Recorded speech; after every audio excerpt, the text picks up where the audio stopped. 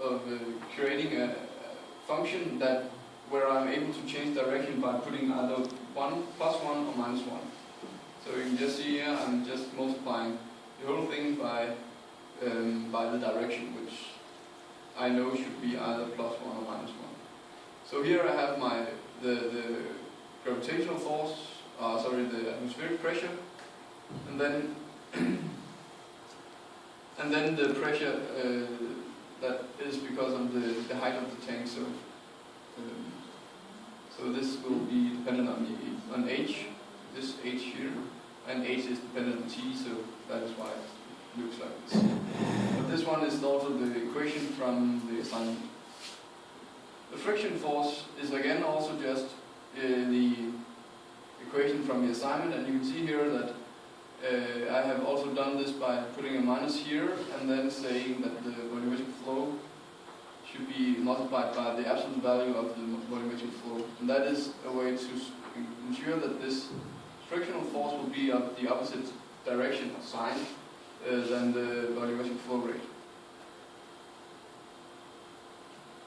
So summing all the forces, I do that here. So I first take this in this case, this is for example F1, and I put a 1 here to say that this should be of a positive, this would be a positive value, and then this one will be F2, where I put a -1 to mean that this should be opposite directed compared to F1, and then my frictional force here.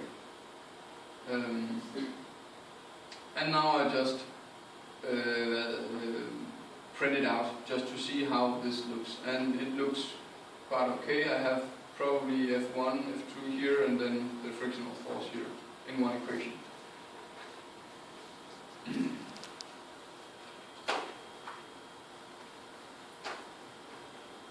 So now I specify the constant.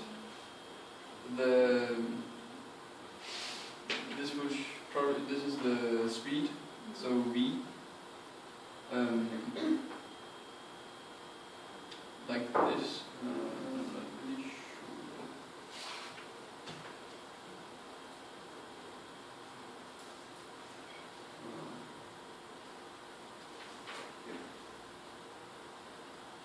Just divide with the area. Yeah. Then you get the speed. Yes. So that is what I'm doing. Divide by the area. Probably you should explain module. So module is a way to ensure that everything that is stated inside this module is not mixed with anything in the notebook. So here,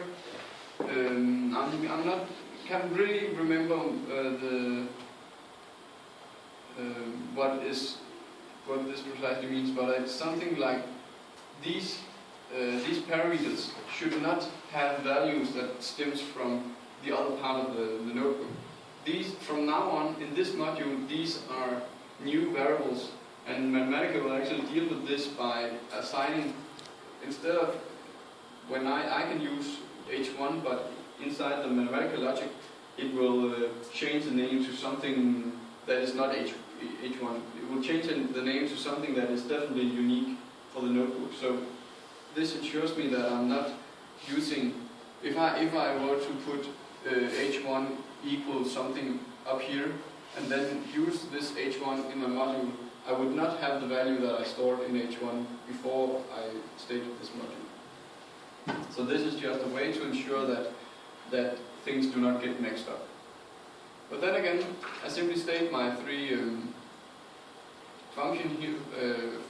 differential functions here, differential equations here, and for some reason, I'm not really sure why, I have copied here the result of this part up here, and this is not the way it should be done. I should put this in a variable and then use it here. Might have been doing this because of maybe the module is preventing me from using anything that I specify out here, but I'm not really sure. But I haven't changed it, so yeah, this could be prettier. But anyway, now you get also you can see how it is actually defined. So that is one quick thing. And I state the initial height of the two tanks, and then I also state the initial velocity in the pipe.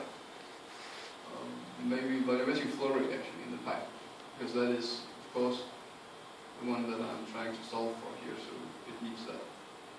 And I solve it for a time going from 0 to 600 seconds. And you can see I get 3 interpolating functions, so I can just plot them. This is the height in the tank. You should be aware that, I guess this is seconds, so, and the height is not really changing that much, so it kind of looks okay. At least it is falling, and it should, the height in tank 1 and the height in tank 2, as we talked about, should approach the same level. You can see here that it's a little under 1.4, and this also seems to be going to a little under 1.4. And you can also see that the volumetric flow rate, here you can see that it's actually changing and shifting around 0, so this also makes sense that the volumetric flow is actually changing, so going from in one direction in the pipe and then changing direction to another, the other direction in the pipe. So this is the speed in the tube. This is not really interesting because it's simply the volumetric flow divided by area, or was it multiplied by area? Anyway, it's tightly coupled to the volumetric flow rate that we plotted here. So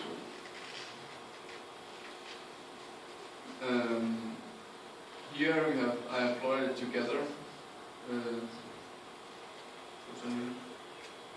Okay. And now we are asked to make phase plots. And phase plots means that we plot 2 function values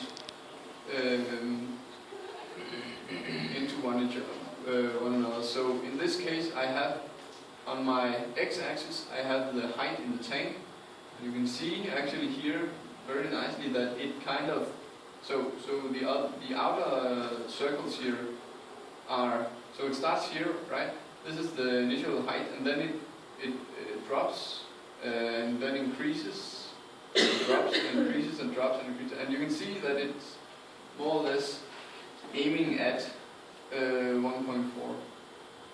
The other thing on the y-axis here is the flow rate, the volumetric flow rate, which is also which is fluctuating around 0. So that's why it's not just, so the height is not just going up and down just on the y-axis, because when we take into account that the volumetric flow also changes, we get this situation. And I've also put that into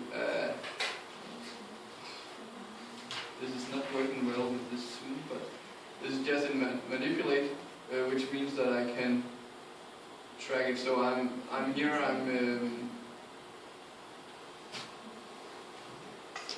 Can you test it? Change the image size. That's a good idea. Yeah. Well, then I have to evaluate it and try that.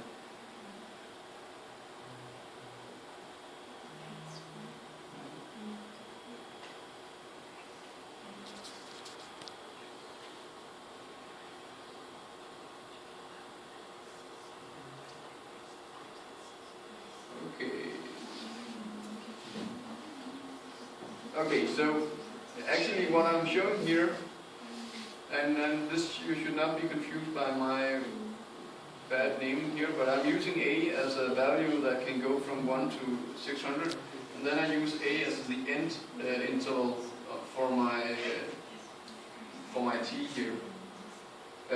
So meaning that I let time go from 0 to whatever I specify in A, and if I then increase A start to increase. This is not working well. Okay, so this is clearly not working. Actually, the thing that you should have seen was that this spiral would build up kind of where you could follow it and see that it gets smaller and smaller and smaller. If this was continued, it will just get smaller and smaller and smaller and end up somewhere. So this was the phase plot, and in Mathematica, the phase plot can also be called a parametric plot. So you can use that. Mathematica has that function. And still, since you already have, you need to make phase plots of these, but you already have calculated these functions, so it shouldn't really be that hard. It's just using parametric plots to that vision.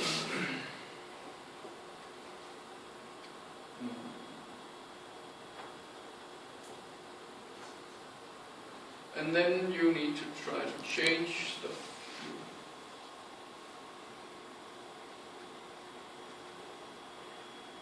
And there you're mixing manipulate and module. Oh yeah. So now I'm putting, because whenever I need to change these constant here, I need to re-evaluate my differential equation. The solution for my differential equation will change according to the function values, the constants that I here are asked to change. So what I do here is that I make a manipulate, which means that I'm able to change certain values that I specify. I can change them in an interval that I specify, and each time I change the value, it will recalculate everything that is inside this manipulate function. Which means that each time I change, for example, see where a lot of weird stuff here, but down here I specify what I want to change. So for example, I specify that I would like to change the area of the tank, so I can change that from 1 to 100. The same with the velocity. The pipe length, and the diameter and the frictional constant. So I use manipulate to be able to change these, but each time I change them, I need to recalculate the differential equations, and that's why I need to put it all inside this manipulate. So here I again use NE-solve to solve my equations. But doing that, and I'm not really sure it will work. I will try. See here. Is there something I need to... Hopefully I would... So here you can also say what would I expect to happen when, for example, when I change the area of tank 1. Well, if I change the area and I still have the same pipe, I would expect that since the height of the tank and the initial height is still the same, there's simply more water in the tank because I change the area if I increase it. So increasing, I would expect that the height of the tank will drop less quickly. So I can try that. And okay, so now it's difficult to see because it actually just changes the axis. But you can see that this point here is going further down. So it is actually changing slower when I increase the area, which is what I would expect. And this is then a way to try to see if the system works as you would expect. So from this thing that I just learned here, I would probably go into my equation up here and state that I want this axis to be static, so it's not changing dynamically. But anyway, I have plotted all the things here, and the parametric plot and all that. Oh yeah, so just one thing I'm not sure if that. So we had this trick with the volumetric flow rate, and just to be sure that these bars here, they mean that it should be the absolute value and not that you need to try to calculate the determinant of the volumetric flow rate, which would not really make sense. So yeah, that was this assignment, and I think we need a little break. So break until half.